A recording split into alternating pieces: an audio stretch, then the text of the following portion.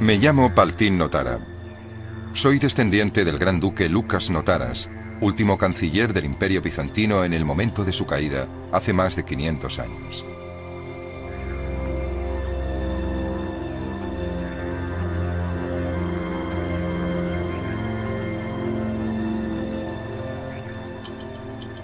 Mi antepasado vivió en Constantinopla, la capital del imperio. A su muerte, dejó un manuscrito inacabado, escrito en parte durante el sitio que precedió a la toma de la ciudad por parte de los turcos otomanos.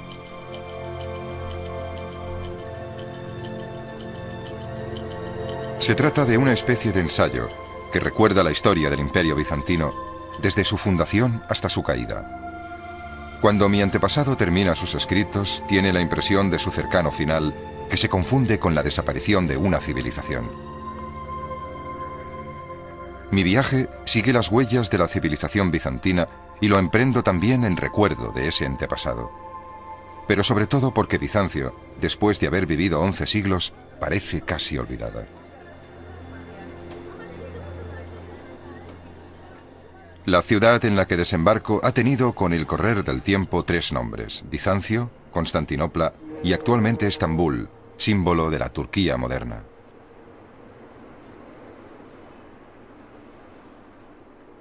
Atravieso Fanar, antiguo barrio de Constantinopla que hoy día no tiene nada que ver con su esplendor de antaño. De las grandes familias nobles de Bizancio que lo habitaban, dramáticamente relacionadas con el fin del imperio, apenas quedan descendientes en Estambul.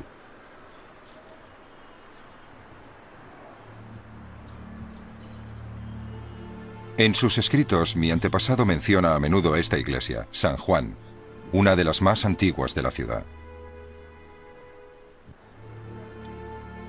Cada vez que vengo a Estambul, encuentro aquí como una Bizancio original.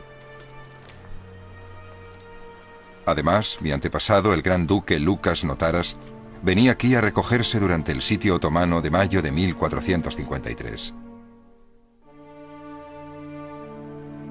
En estos días difíciles, que semejan el fin de un imperio, he sentido la necesidad de ordenar mis comentarios sobre su historia, puesto que ya no logro ver un porvenir. ¿No corremos el riesgo de desaparecer todos? ¿Por dónde debería comenzar esta historia? Tal vez 300 años después del nacimiento de nuestro Señor Jesucristo, cuando el Imperio Romano, tras siglos de paz y prosperidad excepcional, en un inmenso espacio, unía Oriente y Occidente en torno al Mediterráneo. El imperio es varias veces amenazado por los bárbaros de Occidente y por los persas, que saquean con demasiada frecuencia los graneros de trigo y las ciudades más ricas de Oriente. Aunque la riqueza continuaba siendo muy grande en África, Hispania, Italia y Galia, los romanos comenzaban a perder su espíritu. Las incesantes guerras de sucesión, el despoblamiento de las ciudades y la corrupción de los funcionarios hacían el imperio difícil de gobernar. Recuperar el espíritu es saber renacer. Así es como veo la creación de una nueva capital imperial por Constantino el Grande, un hombre enérgico y virtuoso. Constantino decide pues cambiar el centro del mundo. Allí donde se hallaba la riqueza de nuestro imperio. Allí donde había evolucionado nuestra fe, el cristianismo. Allí donde era más fácil intervenir contra los bárbaros de Occidente y Oriente.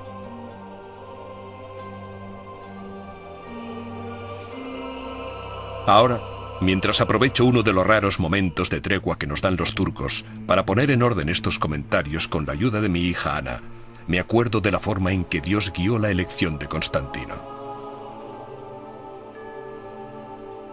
Para esta nueva capital, eligió primero la margen asiática del Bósforo. Las obras ya habían comenzado cuando las águilas vinieron del cielo y, quitando los cordajes de las manos a los obreros, los transportaron al otro lado del estrecho. Constantino se instaló en uno de los lugares más majestuosos, donde se encontraba ya la pequeña ciudad provincial de Bizancio. ¿Qué no habría dado yo por presenciar la puesta en marcha de esta nueva capital?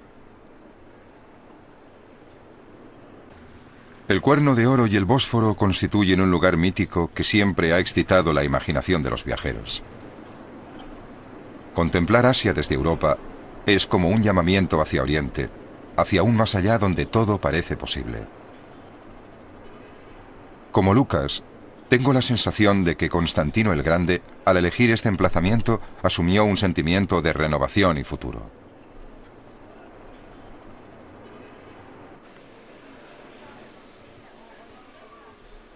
Cuando me paseo por Estambul, veo una ciudad que recicla vestigios de historia. Los de la antigüedad griega, el Imperio bizantino y los turcos otomanos. Un choque frontal de civilizaciones y religiones. Lo que sorprende es que en la nueva capital a construir todo haya servido para todo. El mármol de templos, las esculturas de los dioses y diosas griegos, los mosaicos importados de Roma, el gigantismo persa y los obeliscos egipcios fueron utilizados sin complejos.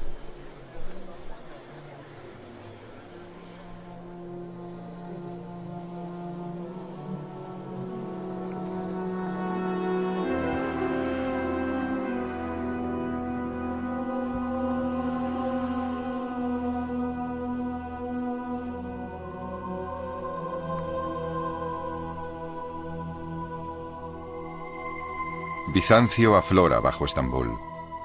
Esta antigua cisterna bizantina, uno de los reservorios de agua más importantes de la ciudad, fue construida en gran parte sobre vestigios como estos capiteles y esta gorgona, saqueados ya de antiguos asentamientos griegos. Un saqueo necesario para la instalación de sus 336 columnas.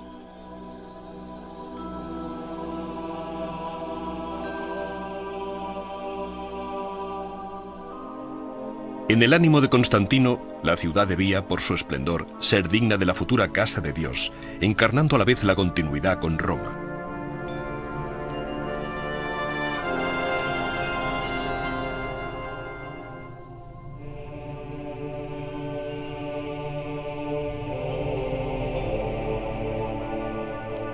El parecido con Roma se proclamaba por todas partes. Nos esforzamos por reconocer en el relieve las 7 colinas y, como en Roma, la ciudad está dividida en 12 barrios.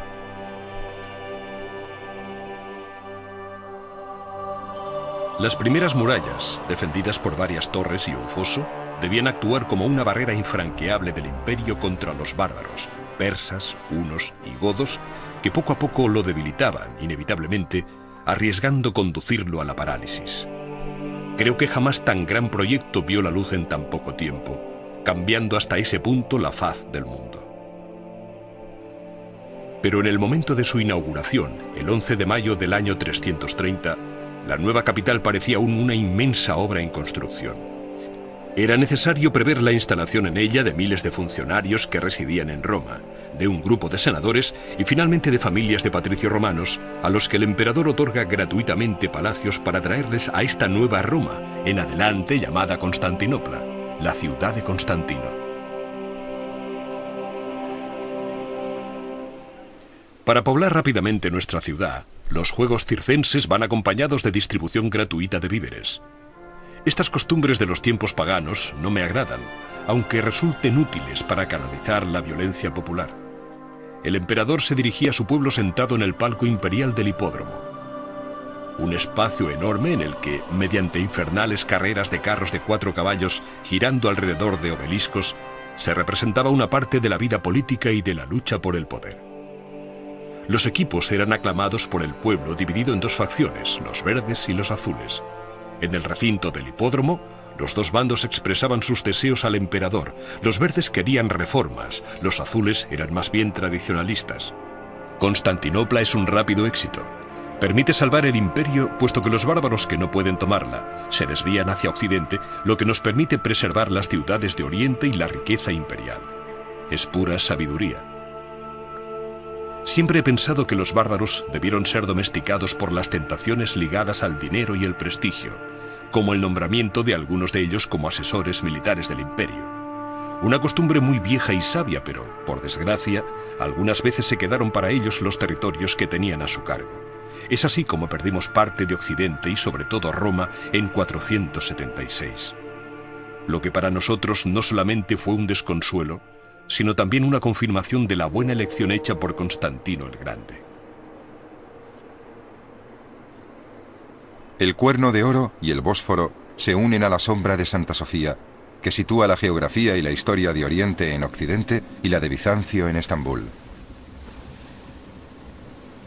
No es sorprendente que a los habitantes de Estambul se les defina a veces como los orientales de Europa o los europeos de Oriente.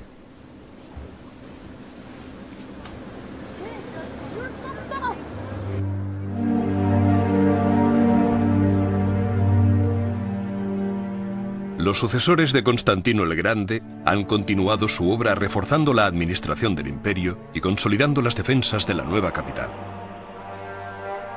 En el año 518, en Constantinopla, un hombre de 36 años aguarda una importante decisión que cambiará su vida y la del imperio. Es el futuro emperador Justiniano. Dotado de vastos conocimientos de latín, matemáticas y derecho, Justiniano ha sido convocado por su tío, el emperador, quien le propone participar en el poder. Su talento y capacidad de trabajo son tales que acabará gobernando en solitario durante 38 años. Está poseído por un sueño: restablecer la grandeza del Imperio Romano con la unión de Oriente y Occidente. Un craso error.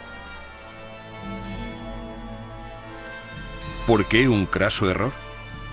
Siempre he creído, al contrario que muchos de nuestros sabios, que Justiniano intentaba perseguir un sueño imposible, que se hizo anacrónico: volver a unir Oriente y Occidente. Pero el mundo había cambiado. Si Italia, España y África vuelven a formar parte de Roma, los persas y otros pueblos bárbaros no serán aplastados jamás. Habrá que cubrir el imperio de fortalezas y comprar la paz. El imperio se encuentra exánime, casi arruinado, lo que le impide llevar a cabo reformas absolutamente necesarias, como limitar el poder de los nobles que escapan a los impuestos, dejando las ciudades, y suprimir funcionarios, demasiados y corruptos.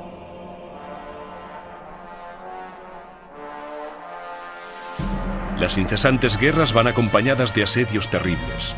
La facción verde del hipódromo se subleva en el año 532, año que acaba salpicado de sangre. La emperatriz Teodora, esposa de Justiniano, era hija de un amaestrador de osos del hipódromo y de una actriz de costumbres ligeras, pero demostró una gran fortaleza de carácter. No habiendo creído nunca en las ilusiones de su marido de volver a unir Occidente y Oriente, le convence de quedarse en Constantinopla. El púrpura es una buena mortaja, le dice. Y en vez de huir, Justiniano no dudará en hacer matar a miles de sublevados en el hipódromo. En mi opinión, Justiniano restablece la grandeza del imperio, llevando a su punto más consumado la ciencia del gobierno del Estado y de las relaciones privadas entre los hombres, sin la cual solo son bárbaros: el derecho. Este conjunto de leyes, mejoradas sin cesar con el correr de los siglos, todavía desafía al tiempo.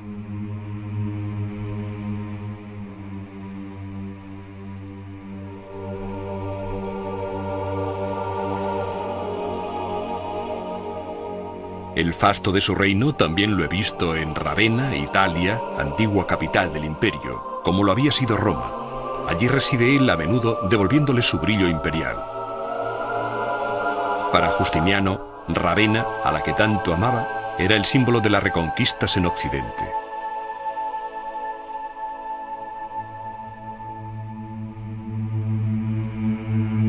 Pero por encima de todo está el esplendor de una Constantinopla que simboliza su reinado. Es por la ciudad de ciudades por donde llegan la seda, los esclavos, las pieles, las especias y los cereales provenientes de la periferia del mundo.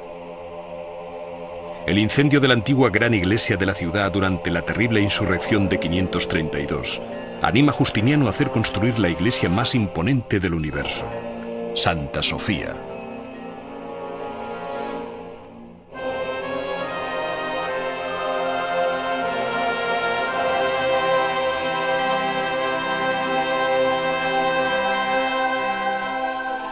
Una nueva cúpula de oro inmensa, paso de la tierra hacia el cielo, como suspendida en el aire. Aquí la coronación de un emperador tenía que conmover el espíritu de cualquier humano que se presentara ante el representante de Dios en la tierra.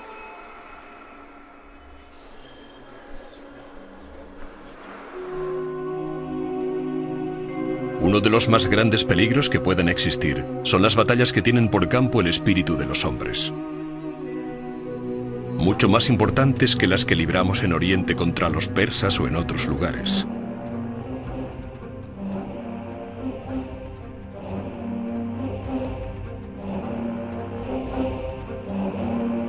El nacimiento de una nueva religión en el desierto de Arabia, bajo la égida de su profeta, Mahoma, anunciaba ese peligro futuro. El de una religión enemiga, el Islam.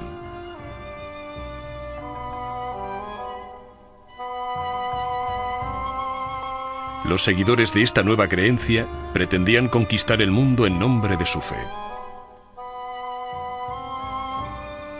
Sus fulgurantes victorias se explican sobre todo por las disputas religiosas que dividían a nuestras provincias.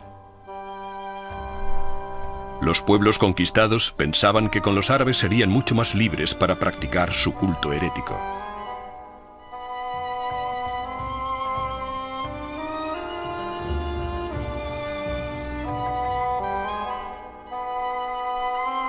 Nuestra Santa Basílica Cristiana de Damasco, en Siria, sirvió para construir la gran mezquita del califa Omeya, que aún alberga las reliquias de algunos de nuestros mártires y mosaicos sobre sus muros, como en Constantinopla.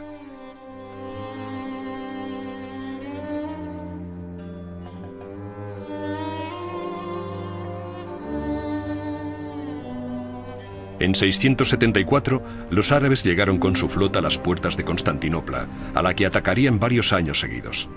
Un invento de nuestros sabios que permitía lanzar fuego sobre el mar nos ayudó a destruir sus barcos ya maltrechos tras un temporal. Este fuego y la Santa Virgen protectora de la ciudad hicieron que Constantinopla fuese salvada una vez más. Y no solo Constantinopla.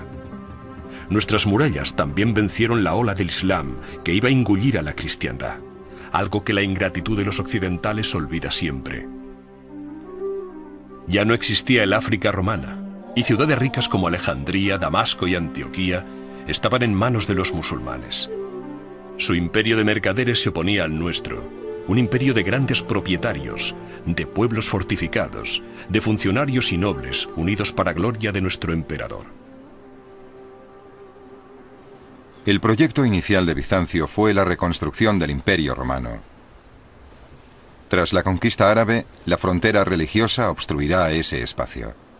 El Mediterráneo ya no une, separa, y eso hoy sigue siendo cierto. Dejó Estambul siguiendo el trazado de la antigua vía romana que unía Constantinopla con Roma. Este vínculo entre la herencia antigua y Bizancio lo encontramos también en Mistra, una ciudad bizantina convertida en fantasma que destaca sobre la antigua ciudad de Esparta. Es aquí, en el sur de Grecia, donde también se encuentran las raíces de mi familia. Mistra es para mí el símbolo del arte de vivir bizantino. Hay que decir que esta ciudad muerta albergó alrededor de 10.000 habitantes, que tenía un palacio, 6 monasterios, una multitud de artesanos y un excelente sistema de canalización de agua. Cuando veo este paisaje, encuentro una sensación de equilibrio. La vida campesina que se introducía en una red de aldeas fortificadas como esta. Esto me recuerda el proverbio bizantino: beber el vino de su viña sentado a la sombra de su olivo. Este fue tal vez el ambiente en el que vivieron mis antepasados, los notaras, que poseyeron tierras aquí. Pienso que hacia el año 1000, en los territorios bizantinos se vivía infinitamente mejor que en Europa occidental. Se vivía mejor porque había un Estado de derecho centralizado, administrado por funcionarios fuera de serie, una moneda única, un ejército y responsables civiles bajo la autoridad de un solo prefecto local. Es posible que la idea del Estado que regula y arbitra sea un legado de Bizancio.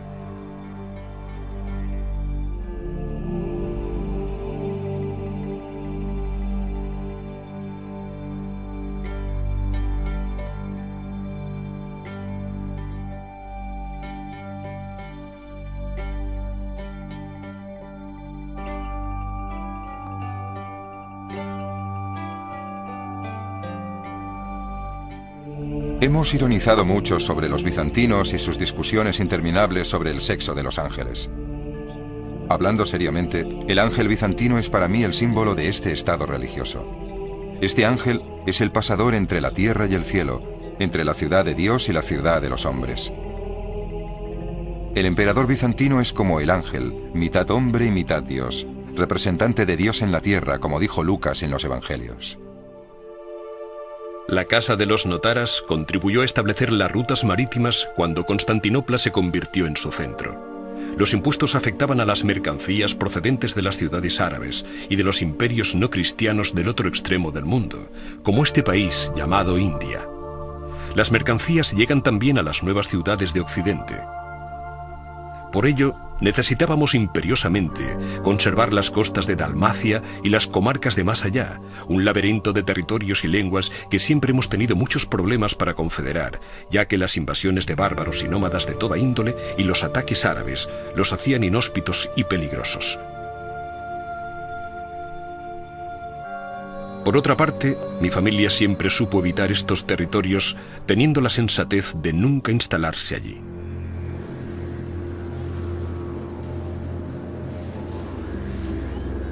El descubrimiento de esta región de Europa también es importante para mí. Y hace mucho tiempo que deseo venir.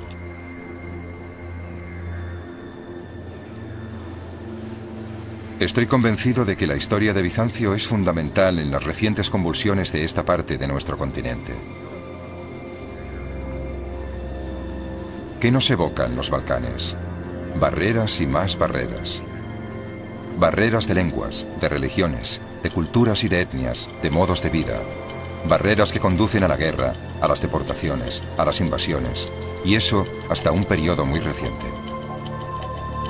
A través de la historia, los Balcanes, o Tracia y Dalmacia, como Lucas llama a esta región, fueron la alta montaña abrupta, los nómadas albaneses, los campesinos sedentarios valacos o eslavos de los altos valles, frente a los ciudadanos que habitaban unas ciudades con suntuosos palacios a orillas del mar Adriático. Desembarco en Poreč, al norte de Croacia, una de las ciudades entre dos mundos, el católico y el ortodoxo. Visitar uno de los más antiguos obispados de la cristiandad, data del siglo VI, despierta en mí el recuerdo de los confines occidentales del imperio, sitio de todas las codicias donde se confrontan las diferencias. Lucas Notaras no se equivocaba al decir que todo se jugaba aquí, en el punto de contacto entre los cristianos occidentales, consagrados al Papa, y los cristianos de Oriente, los bizantinos, consagrados al emperador.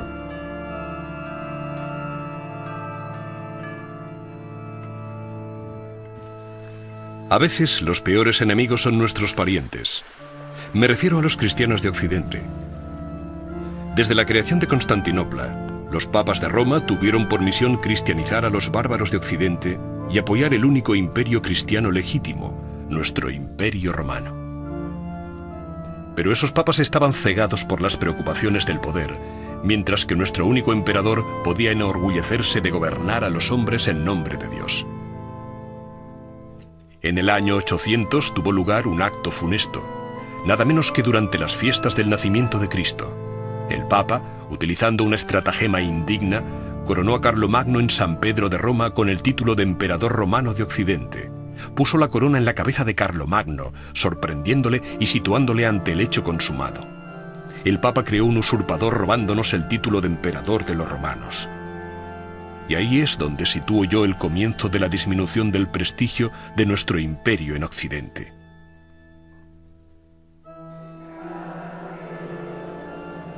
Los papas de Roma han fomentado poco a poco esta doctrina extranjera que afirma que el Espíritu Santo procede a la vez de Dios Padre y de su Hijo, mientras que nosotros hemos sido siempre fieles a los preceptos originales de la Iglesia. Dios Padre es el origen de todo.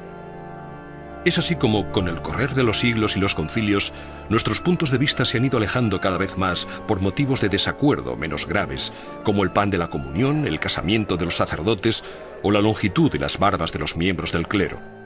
Pero nosotros jamás hemos dudado de conservar la civilización universal, un solo imperio, una sola fe.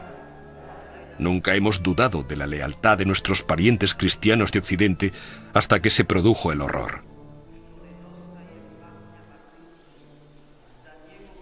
Las divisiones religiosas. Ellas renacen como el ave fénix en los contextos más pacíficos.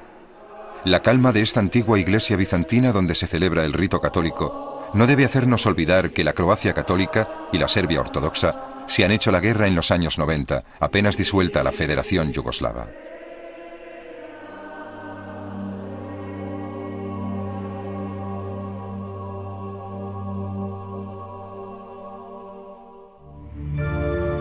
También por influencia nuestra, un nuevo pueblo, los rusos de la principesca ciudad de Kiev, que habían amenazado en 3 ocasiones Constantinopla, se convertirán en masa en el año 988, y eso mediante el baño de todo un pueblo en uno de sus grandes ríos. Gracias a Cirilo y Metodio, nuestros 2 grandes misioneros salidos de Tesalónica, podemos escribir sin temor a exagerar que la mitad del mundo comparte nuestras ideas religiosas. La mitad del mundo. En los comentarios de Lucas encontramos a menudo este tipo de convicciones. El desfase entre la realidad de un imperio que se hace regional y el hecho de pretenderse sucesores de los romanos ha hecho decir a algunos que la sociedad bizantina tenía una actitud casi esquizofrénica, acentuada con el transcurso de los siglos. ¿Y qué es lo que nos hace romanos? A esta pregunta puedo contestar evocando a la gloriosa dinastía que reinó en esa época y que la historia ha llamado macedónica. Éramos romanos por nuestro sentido de la familia, algo sumamente importante en Constantinopla, donde la mujer, verdadera guardiana del hogar, ocupaba un puesto desconocido en Occidente. Como prueba de ello, la emperatriz Zoé, resplandeciente figura maternal muerta a los 72 años tras haberse casado con 3 emperadores a los que llegaría a enterrar. Éramos romanos por el sentido de la ciudadanía, del bien público y del Estado, verdadera casa de Dios en la tierra, con la que soñábamos en la eparquía de Constantinopla, con ese funcionario encargado del bien público, de los pesos y medidas y de los abastecimientos, que controlaba tanto 20 oficios como la calidad de la seda, que velaba por cómo utilizaban los panaderos sus hornos para evitar los riesgos de incendio en una ciudad con muchas viviendas hechas de madera. Éramos romanos por la cantidad de sabios y la habilidad de nuestros artesanos, que atraían visitantes de la corte de los califas y de los confines de Occidente. Esos emperadores supieron hacer algo esencial y muy valiente, desde mi punto de vista. Supieron reconocer la triste realidad. Ya no teníamos el monopolio del imperio cristiano en el universo. Por ejemplo, uno de nuestros emperadores ofreció una de nuestras princesas a nuestro más absoluto rival. Me refiero al emperador germano Otón II, quien también, evidentemente, se pretendía emperador cristiano de los romanos. Volvimos a ser romanos por el realismo de nuestra política, deseado por mis queridos emperadores macedonios. Ellos supieron conservar un imperio de razonable tamaño sólidamente anclado entre Asia y Europa, con fronteras menos largas y más seguras que las de Justiniano. Fronteras defendidas no solo contra los árabes, expulsados de Siria y Palestina, sino también contra los búlgaros, aplastados por Basilio II. Este emperador, apoderado el asesino de búlgaros, devolvió su tierra a 15.000 de ellos cegados, guiados por 150 tuertos. Luego, aniquilado su reino, pasó a poder de nuestro imperio en 1018. Riqueza, estabilidad, renacimiento de nuestros valores me hacen recordar en estos momentos un auténtico apogeo del imperio de los romanos que, por desgracia, no supimos volver a encontrar luego. Zadar, puerto meridional del Adriático, ha sido sucesivamente romano, bizantino, carolingio, austrohúngaro, yugoslavo y actualmente croata. En la ex-Yugoslavia, Serbia representa la parte del legado bizantino, la de la ortodoxia, que se enfrenta al catolicismo croata. A esta plaza la veo como un prisma. Sobre los vestigios de la Roma imperial se levanta la Iglesia Católica de San Donato, copia comprobada del Palacio de Carlomagno en Aquisgrán, sobre un fondo de iglesias bizantinas ortodoxas y edificios del socialismo de la ex-Yugoslavia. Un prisma que revela la coexistencia conflictiva de religiones que se han confrontado en un espacio demasiado limitado.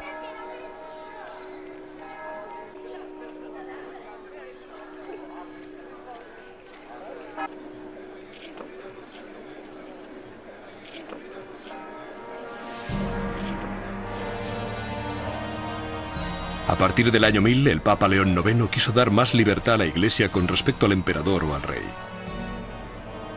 Fue un príncipe peligroso. ¿A dónde iremos si la Iglesia se hace libre con respecto a su jefe, nuestro emperador?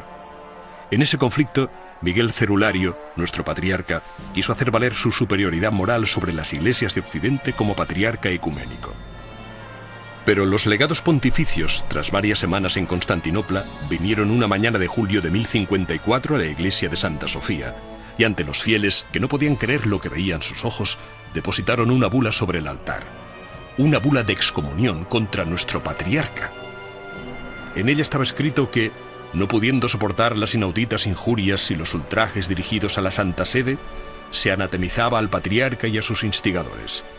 Se sacudieron el polvo de las sandalias y, diciendo que Dios lo vea y juzgue, se marcharon de Constantinopla. Esta ruptura entre las dos iglesias, es decir, el cisma, aún dura. Es increíble, pero cierto. Es fácil anular una excomunión, pero no lo hicieron. En realidad, los cristianos de Oriente y Occidente pensaron que todo acabaría arreglándose. Los acontecimientos que pasan casi desapercibidos en el momento pueden revelarse cruciales para el futuro.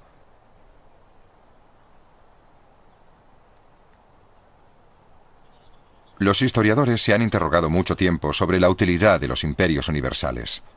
Podríamos contestar ligeramente en broma que la utilidad de tales imperios, como el Imperio Romano convertido en bizantino, fue la de hacer posibles regiones como los Balcanes. Esos Balcanes, como decía Churchill, que producen más historia de la que pueden consumir.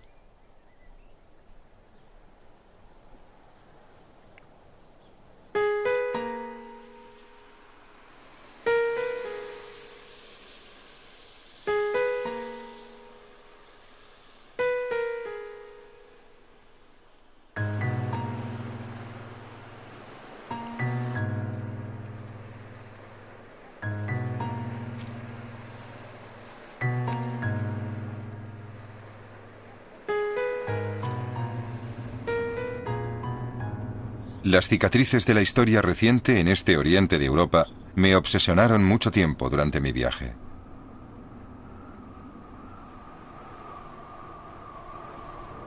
El final de mis queridos emperadores macedonios no fue muy feliz. Un peligro sobreviene insidiosamente y se transforma en una ola que durará 4 siglos y que se abate hoy sobre nuestras murallas. Se llama los turcos. Una de sus familias, los Seleucidas, se apodera del califato árabe de Bagdad. Un impacto terrible cuyas consecuencias no supimos medir. La inmensidad del imperio, recuperada gracias a las conquistas de los emperadores macedonios, nos había vuelto vulnerables dado que nuestra soledad nos ponía en contacto directo con los turcos, un pueblo estepario.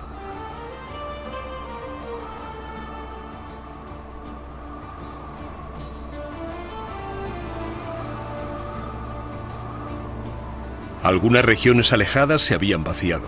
Los pequeños campesinos, agobiados de impuestos, se retiraban a menudo de las tierras inmensas y lejanas, dejadas al abandono por nobles que preferían residir en Constantinopla. La moneda se devaluaba y esos nobles iban teniendo menos dinero a medida que el imperio se estrechaba, ocasionando la marcha de otras poblaciones y la incursión de otros nómadas. Un principio diabólico. Los nómadas turcos ocuparon pues ese vacío, y el 26 de agosto de 1071 se produce lo inimaginable. Una traición en plena batalla en los confines del imperio lleva un sangriento desastre. Romano Diógenes, primer emperador, es hecho prisionero, pero negocia con ellos y estos nómadas abandonarán Anatolia. Las intrigas de la corte hacen que ese tratado con los turcos no sea respetado, y así perdimos casi toda Anatolia. Los turcos, convertidos en musulmanes desde hacía poco tiempo, fundarán allí un sultanato, en una región romana. La nueva dinastía de los Comnenos había hecho del clan familiar el principio absoluto de poder. Las aptitudes contaban menos que el ser familiar o aliado de los Comnenos, único título que contaba para aspirar a altos cargos, lo que en mi opinión es contrario a los valores seculares de la romanidad. La realidad del poder se reducía cada vez más al palacio, donde infinidad de familiares se disputaban los cargos y competencias civiles y militares cada vez menos numerosas, ahora que el imperio comenzaba a reducirse dramáticamente. Dignidades como la de nobilísimo o curropalato fueron devaluadas y puestas a multiplicar y a vender en bruto. La prosperidad continuó contra viento y marea gracias a nuestra administración sin igual y gracias también a esos pequeños campesinos que cultivaban cada vez mejor la tierra, que fueron desde siempre la columna vertebral de la civilización romana, proporcionando al Estado sus principales ingresos y contingentes de soldados fieles, y a los que nuestros sabios magistrados protegían de la avidez de los grandes propietarios. Finalmente, las mercancías del mundo que pasaban cada vez más por Constantinopla permitían superar la pérdida de nuestros territorios. En esa época, los restos de nuestro imperio se encontraban en Tracia, en Dalmacia y en la Italia del sur, donde los varegos, esos descendientes lejanos de los guerreros marinos de las islas del norte, supieron conseguir un nuevo reino, en Sicilia. Para contenerles tuvimos que pedir ayuda a una de nuestras antiguas posesiones, Venecia, que se había convertido en una potencia marítima casi rival.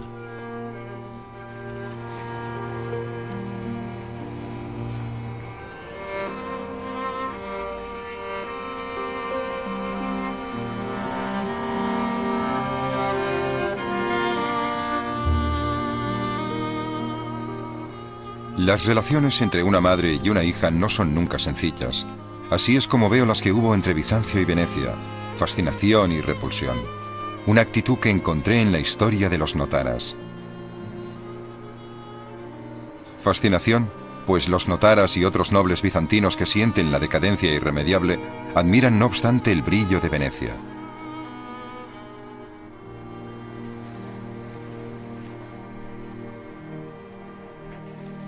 Repulsión, pues para sus negocios, los notaras han privilegiado principalmente a Génova, la peor enemiga de Venecia.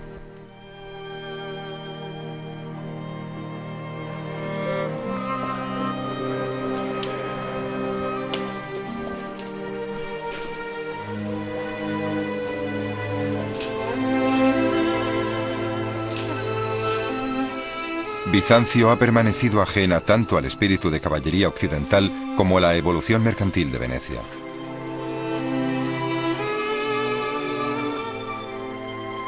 ...1082, fecha en la que comienza la tentación de Venecia. Pienso a menudo en esta época conversando con el representante veneciano del avance de los turcos bajo nuestras murallas. El emperador Alejo Comneno había concedido a los venecianos un decreto imperial estampado con su sello de oro. Este decreto les daba el derecho a comprar y vender en todo el imperio sin pagar impuestos ni controles aduaneros. ¿Y a cambio de qué?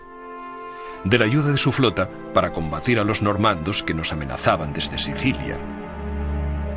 Y hablo de tentación de Venecia y de trampa, pues los venecianos tenían así en nuestro imperio un comercio más favorecido que nuestros propios comerciantes. Caímos en la facilidad de ceder la mayor parte de nuestra posición. Ellos iban a tener mucho más que un almacén y un barrio reservado en Constantinopla. Iban a vestirse con nuestras ropas y a parecérsenos extrañamente, convirtiéndose en nuestro lugar en el único intermediario comercial entre Europa y Asia, arruinándonos y ayudándonos solo lo suficiente para no caer en manos de los turcos. Su juego turbio era arbitrar entre el Papa y nosotros, entre el Papa y el emperador cristiano de Alemania, sucesor lejano de Carlomagno, arbitrar entre nosotros y los turcos. Un juego sutil, una intriga en la que nosotros mismos habíamos destacado. Intentamos conceder privilegios análogos a Génova y Pisa, rivales de Venecia, y pedir ayuda al emperador de Alemania, pero no sirvió de nada y no pudimos hacer sino darles nuevas ventajas comerciales. Se nos parecían también por su ciudad, a orillas de cuyos canales vivían todos los pueblos de la tierra, igual que en Constantinopla, judíos, valacos, búlgaros, albaneses, árabes. La tentación de Venecia era la de pagar para sobrevivir a corto plazo, y ese precio nos sumía en una dependencia mucho mayor. Tentación de Venecia para los bizantinos que presienten la caída. Tentación de ceder a las exigencias de los occidentales para no acabar súbditos de un sultán. Tentación de renunciar al sueño fundador, a la romanidad, a sí mismos, para encontrar la paz. En esa época seguía reinando la dinastía de los Comnenos y Occidente había cambiado mucho. Los reyes y sus príncipes se habían apartado de los valores romanos. Allí, la nobleza se asociaba a cierto coraje físico, al gusto por las conquistas y a la pertenencia a linajes militares, y no a la competencia y a la función como en nuestro imperio.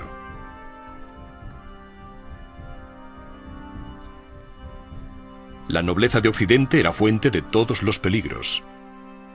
Occidente se cubría de castillos y fortalezas de donde brotaban extraños rumores sobre sacerdotes que llevaban espada. Algo inconcebible, chocante, horripilante. Los rumores que llegaban a la corte de Constantinopla hacían mención a hombres de la Iglesia reunidos en órdenes religiosas militares. En 1095, esos religiosos dirigieron grupos de fanáticos, compuestos por francos y germanos, rodeados por fuertes jinetes vestidos de metal, para ir a liberar el sepulcro de Cristo por las armas, con el apoyo del Papa. Nuestro emperador Alejo I Comneno facilitó el paso de sus ejércitos al Asia, pero teniendo antes la sensatez de reforzar las murallas de nuestra ciudad. Sin embargo, alcanzaron Jerusalén apoderándose de pequeños reinos en el camino, no sin haber sufrido la cólera de los turcos. La noticia de la matanza perpetrada por estos nobles caballeros el año 1099 en Jerusalén nos pareció la confirmación de los funestos presentimientos que habíamos tenido. En esa época no habíamos percibido bien el principio de la cruzada, no el hecho de luchar por la fe, pero semejante combate ¿no es competencia exclusiva del emperador y sus soldados? Como consecuencia de esa cruzada, los turcos fueron expulsados durante un tiempo de gran parte de Asia y nosotros pudimos respirar y recuperar momentáneamente la prosperidad económica del imperio. Esa recuperada prosperidad no se les escapó a los venecianos. Pero hubo otra cruzada, la de 1203, que en lugar de dirigirse a Tierra Santa, como todas las demás, acabó bajo las murallas de nuestra ciudad.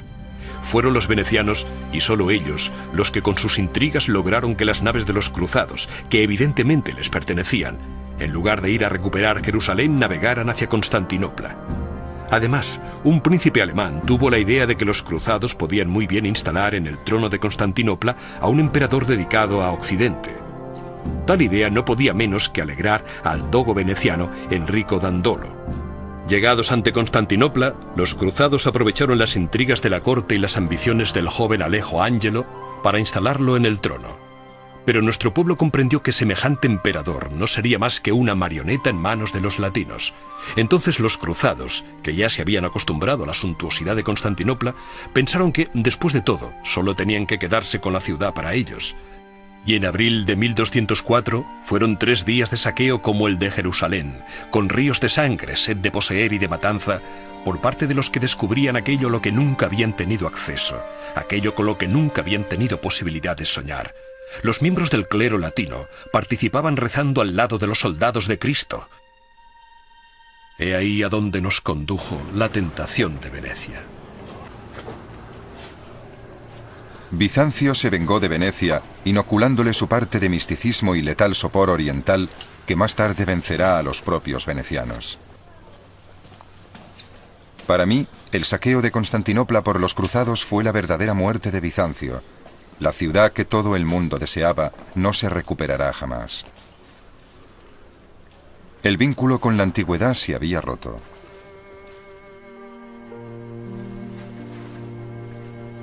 Los bizantinos, pues, no supieron hacer el gran corte entre lo sagrado y lo político, entre Dios Padre y Dios Hijo. Es la otra tragedia bizantina. Pero como todas las buenas tragedias, la de Bizancio lleva en ella una parte de renacimiento. Será el de Occidente, gracias a los comerciantes, los artistas y los príncipes mecenas. Además, se decía entonces que si el comerciante acumula dinero, su hijo se ocupará de la ciencia y la contabilidad y su nieto se hará aficionado al arte.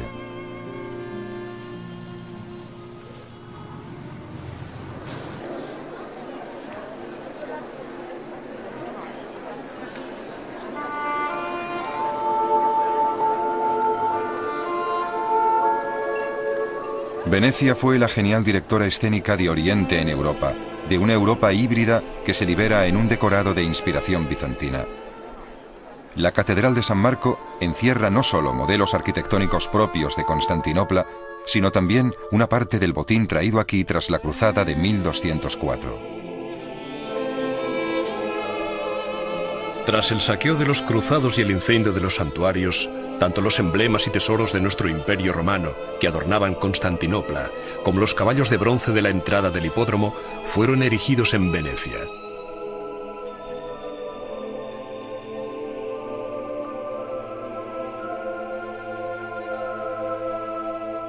Nuestro imperio se replegó a pequeños territorios, arrinconado entre los turcos y una Constantinopla convertida en latina. El terrible Enrico Dandolo, dogo de Venecia, y los demás latinos creían poder repartirse nuestro imperio, pero no sobrevivieron al caos que provocaron. Tras poco más de 50 años de ocupación por los latinos, Constantinopla ya no era más que la sombra de sí misma. Una ciudad en la que el emperador latino vendía reliquias para vivir y quemaba para calentarse el maderamen de su palacio. La ciudad casi se había vaciado de habitantes y barrios enteros caían en ruinas. El interior de la ciudad de las ciudades parecía el campo. Ironías de la historia. La reconquista emprendida por nuestros emperadores fue facilitada por nuestros antiguos enemigos, los búlgaros, que también lucharán contra los latinos. Gracias a Miguel VIII, paleólogo, fundador de la dinastía de este nombre, recuperamos primero Mistra y a continuación Constantinopla en junio de 1261. Pero los otomanos, una nueva familia nómada turca, había puesto ya pie en Europa y nos iba acercando poco a poco con ataques y maniobras de alianza, incluso con algunas de nuestras familias. Necesitábamos ayuda, pues los turcos avanzaban muy rápido. Ya había aplastado el imperio serbio en la batalla de Kosovo. Rememoro las visitas a Occidente en las que los emperadores ceden lo que nos queda de símbolos de prestigio vinculados al título de emperador de los romanos. Lo que ya consternaba a mi padre, que les acompañaba como embajador. Cedemos lo esencial, la dirección de la ortodoxia al Papa, lo que tentará a los emperadores Juan V y Juan VIII durante los diferentes concilios, el último en Florencia. Continuamos cediendo las ventajas comerciales, sea a los venecianos, sea a los genoveses, quienes durante este asedio dirigen nuestra defensa. Y a cambio de esas concesiones, humillaciones. Como el día en que Juan VIII, paleólogo, quiso dejar en garantía rubíes para obtener un préstamo del Senado veneciano, y le respondieron que no se podía valorar lo invalorable y solo se le concedió una suma de dinero para sus gastos de estancia. O cuando obtuvimos una ayuda simbólica, como esos pocos hombres enviados por el rey de Francia. El pueblo de Constantinopla no quiso nunca la unión con los latinos, e incluso creo que se sentía más próximo al fervor religioso de los musulmanes. Los occidentales consideraban nuestro imperio marginal y nos dejaron caer.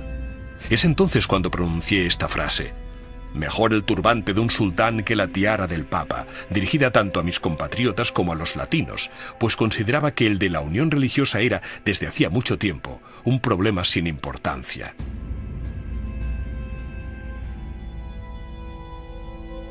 El sultán turco Mehmed II concentra en torno a Constantinopla la artillería más potente jamás reunida. Conocí muy bien a su padre, habiéndome encontrado con él para negociar un tratado de paz. El hijo, por desgracia, no ha heredado el sentido de negociación de su padre, por el fortaleza que corta nuestras comunicaciones con el Mar Negro.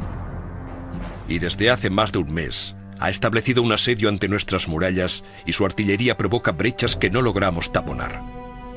Un maestro artillero germano ha puesto a punto para el sultán unos cañones como jamás he visto. Este espíritu pragmático, abierto a la innovación, es lo que más me sorprende de ese joven sultán. Ha tenido esa idea inaudita de hacer transportar gran parte de su flota al Cuerno de Oro, rodeando la gran cadena que cortaba la entrada a este, haciendo pasar los barcos por tierra arrastrados por bueyes sobre un camino de madera. Este camino de madera pasa por detrás de Pera, la factoría comercial genovesa, delante de nuestra ciudad. Y estos genoveses, que se dicen nuestros aliados, no nos dijeron nada. Y acabamos de enterarnos de que el intento de incendiar los barcos turcos que ahora están en el santuario del Cuerno de Oro, justo bajo nuestras murallas, acaba de fracasar. Estoy muy preocupado.